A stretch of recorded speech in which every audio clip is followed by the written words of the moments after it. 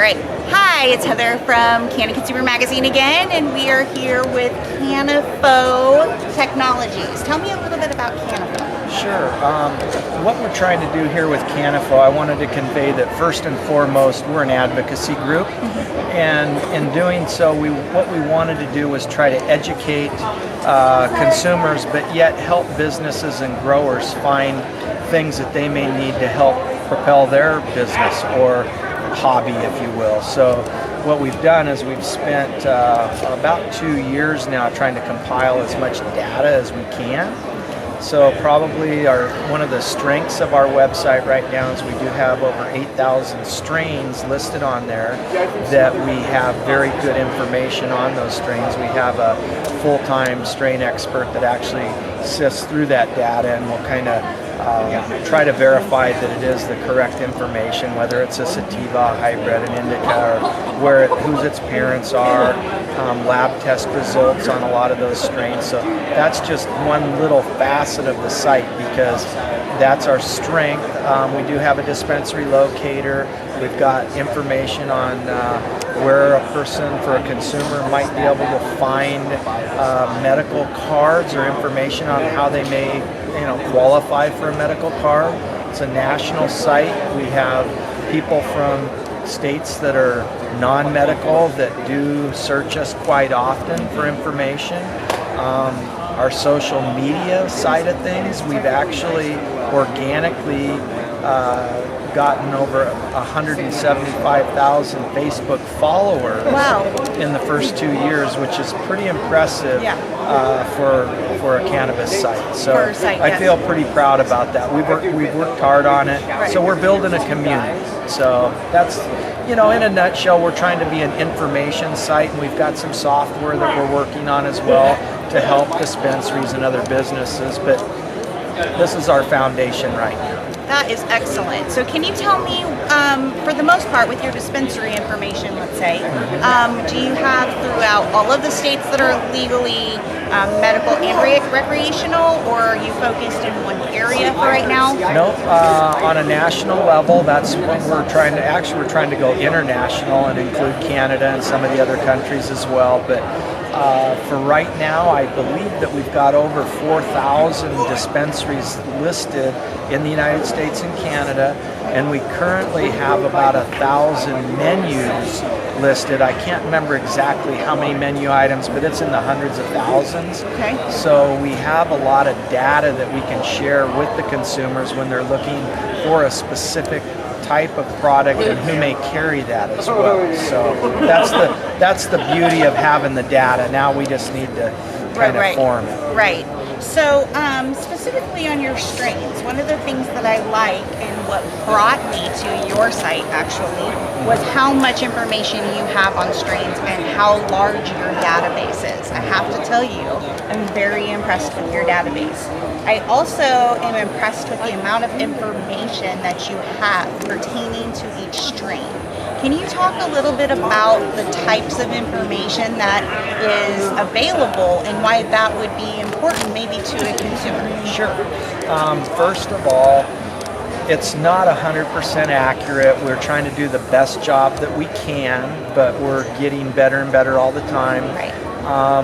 So the data that we've compiled has been through industry experts, testing labs. We don't just ask consumers for their, grade this or rate this marijuana. So there's certain characteristics that certain species of marijuana have anyway, such as a sativa will make, predominantly make you more energetic versus a indica that kind of takes you down and maybe wants you to relax you a little bit more.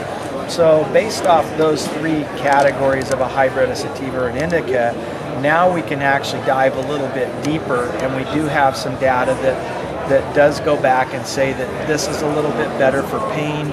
Maybe there's CBD strains that are predominantly have been bred for high CBD values that have different medical values altogether. Right. So, we're trying to do the best that we can, but yes, somebody can, in our strain index, they could virtually choose a strain based on what their needs would be. So they could say, hey, I'm looking for something that helps me sleep at night because I've got insomnia. I like a berry flavor, and what would you recommend? And so they can go in there, ask that criteria.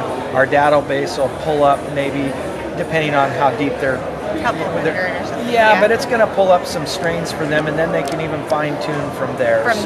So it's educational. It definitely helps. Well, and one of the things I love, I'll tell you, is that from the perspective of a consumer that is not been introduced into this particular industry, they don't know a lot about cannabis. They are not real knowledgeable about dispensaries. And I know I have a friend who is a senior who had her first experience not too long ago going into a dispensary. And there's all these listings of all these names, and there's no information about what those strains have to do, why one is more important, what is top shelf. None of this is available. And what you have provided is at least a way to narrow down. Not only I live in the state of California, what strains are available in California, but also I have insomnia, I want to sleep, or what's going to make me feel creative today and enjoy going to a museum versus I'm going to go work out, and I know that this workout is going to be really hard, so afterwards maybe I should find something that's going to help me relax so that the next day I feel a little bit better. So I have to tell you, I'm super impressed with what you have, and I would like to know maybe what are your plans for the future to expand this, and if you have thoughts of maybe going in certain directions for consumers to get information. Yeah, absolutely. From a business side, it's been a long process to get to where we can monetize and actually earn some income off of it. Yeah. I mean, that's the goal because we are a business, but yet I'm trying to provide a platform for everybody to benefit from it. So our goals is that I've got a team of developers that are constantly working on different projects. Some of them are a little proprietary that I can't talk to you right now about, but we've got some really, really neat software apps that we're working on right now that we'll introduce. Those will be kind of on a free for consumers, but for businesses it'll be more on a subscription monthly fee basis. And again, when I get into that, it's probably going to just be on a month-to-month, no contracts. I again want to be as fair as I can with everybody all the way along the line. But my goal is that I really want to create a hub where people go and they find, discover, learn, share it with their friends. There's so much to it that we do eventually want to have a shopping center, but that's a lot more work, and we have it in a beta phase, but it's coming in the future. There's a lot of things that we like to continue to add on, but right now we've got the foundation in and we're building from there. And it'll never change from being an informational source primarily for consumers, correct? No, absolutely. I mean, it's going to be, that's a primary focus, but it's also going to have a tremendous amount of information for businesses as well. Because as the industry grows, and I've learned from just this trade show here where a lot of people are interested in how can I get involved in the industry and where do I think I might fit in the industry? And so we try to answer those questions as well. Right. And so we share information from other businesses as well that they can, search that information out and maybe ask their own questions and find what they can. Well, and ultimately that will help better products and better services that are available for consumers as well. That's the most important part of this is we're not going to grow it.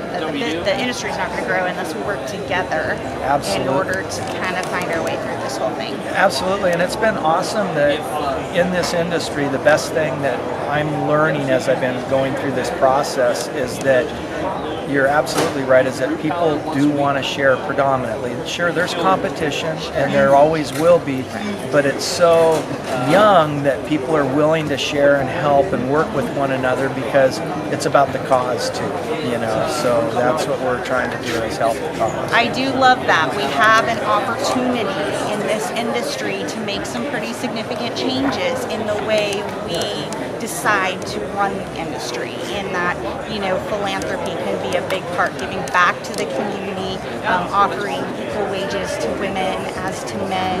You know, I love that this is an industry that's predominantly women-owned businesses. That's fantastic to see, and the more that we can offer to consumers to understand what's going on around them and how to make a good, conscious, educated choice about what they choose to consume, the better off I think they're going to be. Oh, absolutely. Thank you so much for your time. Thank you. I appreciate it. Great. Thanks. Awesome. Thank you.